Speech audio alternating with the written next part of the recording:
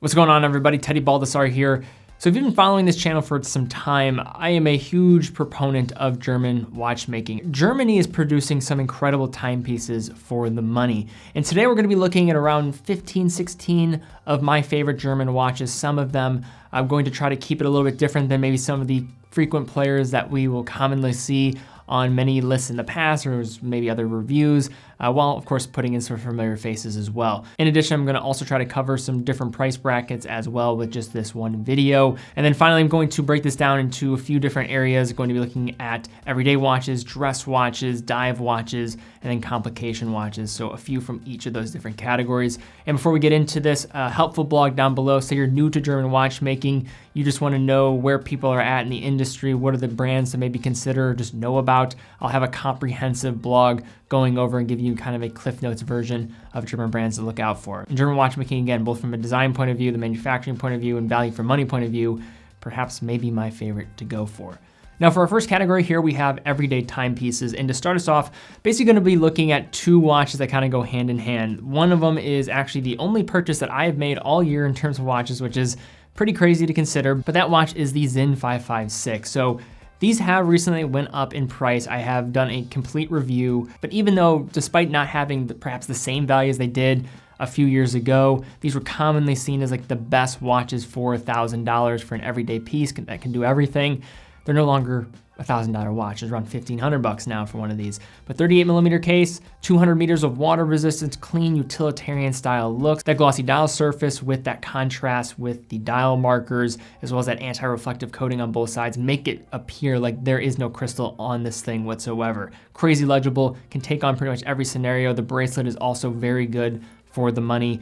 So a great option if you are still looking in this overall range. In addition to that though, I will kind of second it and kind of just put these two together. I think it's honestly a great way to just pair both of these together.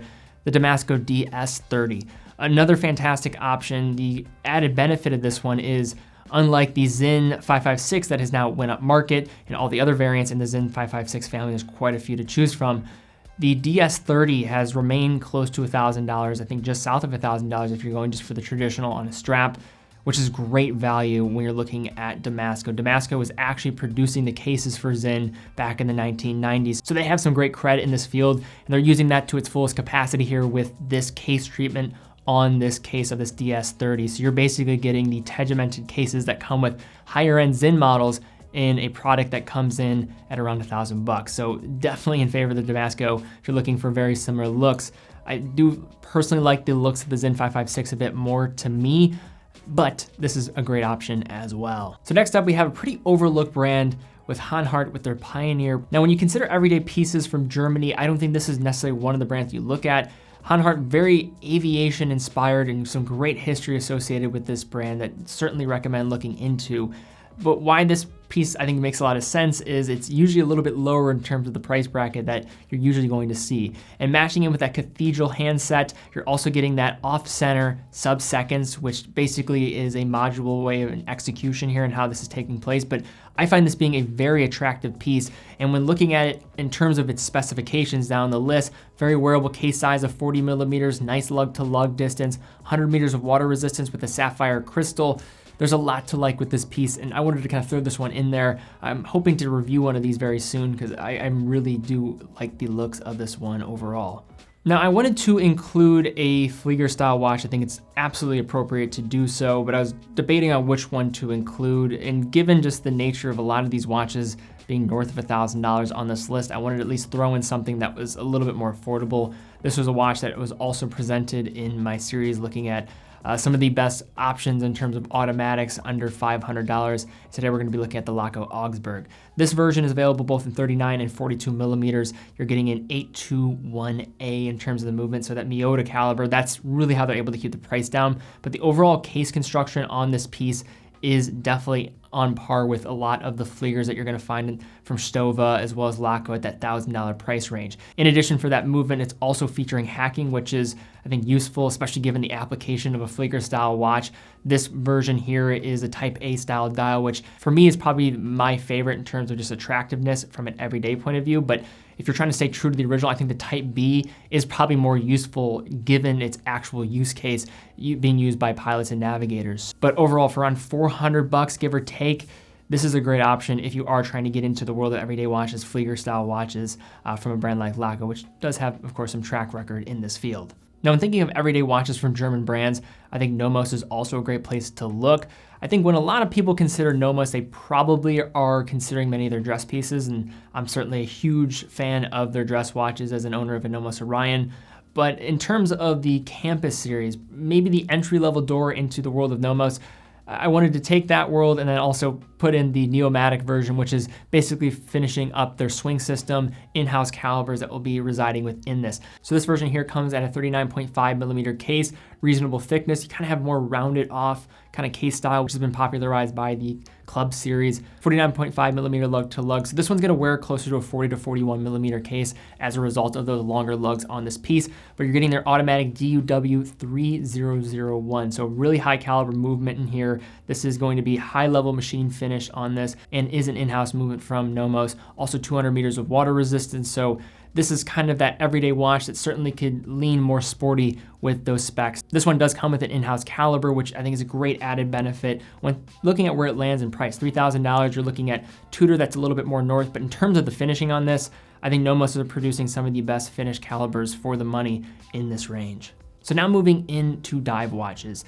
And now we're gonna be looking at the Stova Pro Diver. This watch comes in just south of $1,500, variety of different dial colors to choose from. Definitely thicker in the case size here, but with 1,000 meters of water resistance, you're getting some nice added benefit here. Also getting an elevated grade added caliber inside, sapphire crystal, and I think overall attractive looks while kind of staying true to the design elements that have been used by Stova across their other collections as well. Now next up we have one of my favorite looking dive watches from a German brand, and that is from Euler Glass SUT with their Promare Go. I would love to see this dial combination in terms of the color combination used on more watches out there. I just threw out the idea, imagine like a Black Bay GMT with this color combination, the light blue, bluish black dial that has a glossy finish, as well as that kind of more, I'd say navy blue on the bezel as well. This is just an attractive looking piece. It's a little bit on the larger end when factoring in the lugs as well. So the lug to lug distance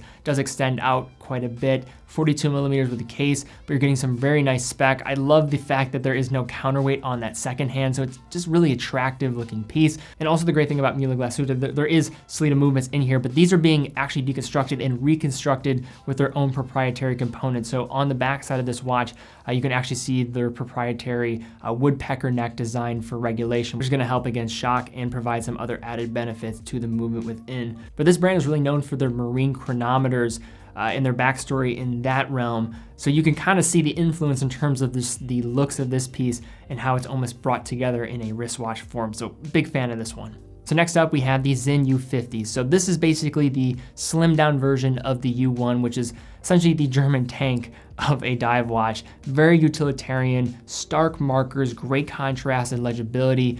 This is a fantastic choice to go for. And this one, when factoring in the thinner case, you're also getting a smaller case size as well. Very healthy water resistance, a top grade Salida movement within. This is a real winner, and I just love the look of it. If you would have said maybe a few years ago, what your thoughts were about this piece, this would have been not something that I would have ever worn, but I've just kind of gradually gotten more into this type of look. And that was a big reason why I bought a Zen 556 this year, because I just like the look of this utilitarian German design. And this is the epitome of that. I'm still waiting to get one of these models in, so I would love to review it very soon, because I think everything on the surface in terms of this piece and what we've kind of expected from Zen from here on out, despite their prices going up, which is kind of unfortunate, because I think Zen for so long has just been that brand that so many people just see as that great entry door into maybe mechanical watchmaking if you have, say, $1,000+ to spend. But now it's just starting to go a little bit up market, but still, all those things considered, a great diver to look at if you're trying to get a nice quality German-made watch. So now I've heard some people call this watch almost like the Rolex Submariner killer, which I think is a little bit clickbaity, but there's some truth behind it as well in terms of when you put it side by side against a Submariner. This one is just incredibly well built. The movement finishing, I almost consider this brand the JLC of Germany with Glashütte Original with their CQ. Now for these watches, there's a variety of different choices to choose from in terms of case size as well as dial variants. You have the more traditional date option that's going to be at the 3, but also in addition to that, you also have that big date, which will be featured at the 4, which is a little bit askew in terms of what maybe is to be expected, but it's very German. You see that influence in other brands that we'll get to in a little bit, but really attractive looking piece. You're also getting some very fine finishing with the movement within. And the 39.5mm option, I think this is a sweet spot. And now GO has been, looks like prioritizing putting more into that case size with some different dial variants. And with more and more of the Rolex games, I could just see people just getting fed up. And I don't think this necessarily settling, but just looking in another direction to get a fantastic piece like this one if you're looking for a dive watch. Now, I don't necessarily want to say that this is what German watchmaking is its best at, but you could certainly make a strong case when you go through the list of German dress watches at every single range in terms of price. They're almost maybe offering the best option at every single one of those price tiers. At the more affordable end, or I would say the more reasonable end, when you're all relative, of course, I don't think this is a little bit amount of money by any means, but around that $1,000 price range with Junghans, with the Junghans Max Bill. This to me, for those that are looking in this direction for this overall design, this is the backstory with Max Bill and his connection with the Bauhaus School of Design and making actual wall clocks and then transitioning to the world of making the Max Bill automatic. There's just so much appeal with this piece. This is minimalism at its finest. This is Bauhaus design at its finest. It really epitomizes that. And you have different versions to choose from. There's certainly some non-Max Bill design versions of things that are classified as Max Bill in Junghans' collection. But if you're just going for the classic Max Bill design, you really can't beat it in terms of what you're going for. Both available in a plexiglass crystal, which is going to have that more vintage hue, and I think probably is more in line with the original type of principles that he administered in terms of designing that piece. But you also have sapphire versions, because I know many people are also very adamant about wanting to have a sapphire crystal so they can just bang it around a bit more. I own a Max Bill chronoscope, which is not a design made by Max Bill, and certainly, again, which is building off the influence of this piece. But in terms of $1,000, you like this more Bauhaus-inspired design, you know, this is the go-to. I fell in love with this the first time I saw it. It was just so classy. It was so mid-20th century, and it was just so something that I just needed to have. And I know a lot of other people will just share in that sentiment. Now, next up, we have probably the next tier in terms of German dress watches, and that is Nomos. For around $2,000, this is where you can start getting into the world of Nomos watches. And looking at the trio of dress watches in this range, you have the Orion, which I own, I'm a big fan of, you have the Tangente, as well as the Ludwig. I did a whole video looking at these three, but of these three, I think the Ludwig is probably the less appreciated, or the path that maybe is not traveled as much as the other two. I don't know if that's necessarily for any reason, but it's certainly still a very attractive piece. I would say of comparing, because I get questions all the time, Junghans versus Nomos, or Nomos, which one should I go for? I think the Ludwig is more traditional in terms of its design compared to the other two more contemporary designs. I think Nomos overall is more contemporary, avant-garde with their designs. Junghans is more classic, mid-20th century Bauhaus design. So I think there's a distinction between them both. Just because they're German, have some Bauhaus-inspired principles within their design formula, does not necessarily mean that they are, you know, it's apples to apples in the completest form. So just something to consider there. But if you do have $2,000 to spend, these Nomos watches are fantastic, very thin on the wrist. The alpha manual movement is attractive in terms of its finish. It's based off of Pazoo 7001, using all of Nomos's in-house components. So just a way to kind of counteract the supply and demand type of idea with ETA and their gains they typically play over large independent brands like a Nomos, for example, but a great option in this range. Now, going from those two, then you could go to the GO 60s, which is a very nice looking piece, but I kind of want to jump up even higher and just look at two of my favorite dress watches in general. One with the Lange Saxonia. I'll just give an honorable mention to that one in this video because I want to focus mostly on the high-end of high-end dress watches, which is the Lange one. And to me, this is the epitome of a German dress watch. And also, you could probably argue this is the epitome of Lange and was really the catalyst for the rebirth of the brand. So Lange does have its origins dating back to 1845, and they ceased production following Soviet occupation of Germany until 1990, when Ferdinand Lange's great-grandson, Walter Lange, had the courage to relaunch the brand. And at this point of trying to rejuvenate this brand, The Longa 1 was that choice in terms of epitomizing and coming onto the scene. So quite a arrival on the world watchmaking stage when this was released. Everything about this watch, when looking at it in person, in photos, but I think especially in person, you come to appreciate it. 38.5 millimeters. You look at the photos and you just see this open dial space, the moon phase complication if you're looking at the Longa moon phase, the power reserve, and then that big date, how it's just so evenly spread out across the dial surface. And you look at 38.5 millimeters, which is not a large watch by any means, and see how well spaced and proportioned everything is. It's just such amazing design and so Longa. And even the big date and how that mechanism works and going to the next date, it's so cool. There's actually an interesting backstory. It actually mirrors the Dresden Opera House's clock above the stage. That same 1800s clock has the same mechanism, or at least it was inspired off of that Dresden Opera House clock. To me, this is the perfect dress watch. If I was gonna own a dress watch, probably would be the one that I would own. A little bit rich for my pocketbooks, but hey, we can still admire things from afar because hey, that's what watches is all about. All right, so now we're gonna finish it off looking at complications. And to first start off, going to be looking at the only quartz watch on this list, and I wanted to mention it just because I figured a lot of people looking into the world of German watchmaking would maybe want a more affordable option, and that is with the Junghans Form C. So why I like this version, the Form A overall style and design is, I think, yes, very different in terms of the design style compared to the Max Bill. But this basically follows that format, affordable price. You're also getting a quartz chronograph, which is gonna make this pretty appealing in terms of that price point where it's falling. It's around $500, sapphire crystal, attractive looks, minimalist style design, which I think there is certainly a desire for many people in this price range to get into this world and also get into chronograph where you don't have to necessarily deal with the same types of servicing costs that comes with owning a chronograph. They are, for cost of an ownership point of view, way more expensive.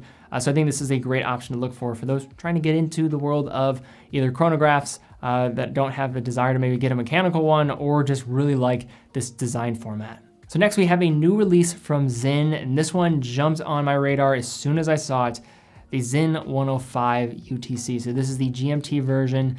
I love the look of this one. You have that tegimented black bezel, which is great. So you're getting that up scratch resistance in the material of that bezel. And then in addition to that, you're also getting a GMT function on this piece, top grade Solita movement within that large orange GMT hand, which certainly is, I think, paying a little bit of tribute to the Rolex GMT, but no ways would I consider this watch a copy in any way. I think it's very tasteful, very Zen. And as somebody who owned the Zen 104, I own the Zen 556, and I'm just a big fan of Zen watches overall.